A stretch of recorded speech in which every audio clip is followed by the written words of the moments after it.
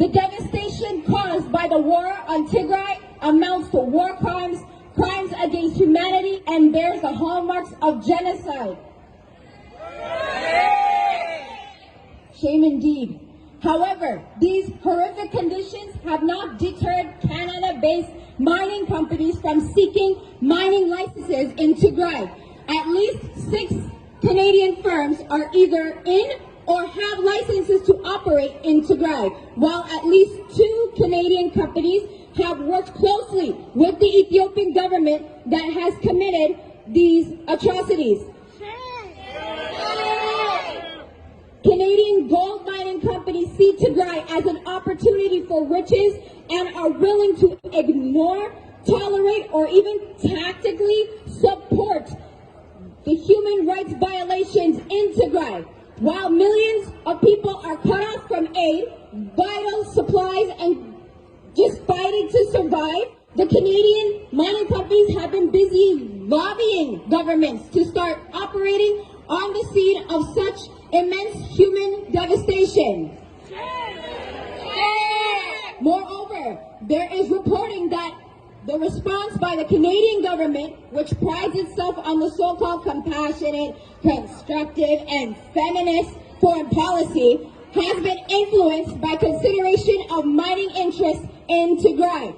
Reporting suggests that the Canadian government's lackluster response may be influenced by its desire to protect the millions of dollars it has spent to reform the mining sector in Ethiopia and protect the investment of Canadian mining companies in Tigray.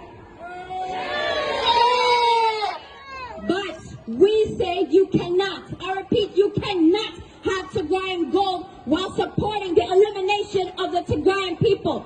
The millions of people in Tigray are not merely an inconvenience in the way of mining companies hoping to excavate gold. They are human beings with a full range of rights that these companies are required to respect. Therefore, we call on all Canadian and international mining companies to recognize the scale of the atrocities in Tigray and immediately cease lobbying the Ethiopian government from mining access to the region.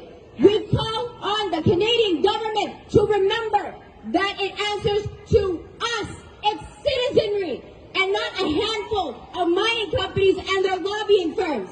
We call on the Canadian government to use all the tools at its disposal to end the human suffering it has thus far ignored.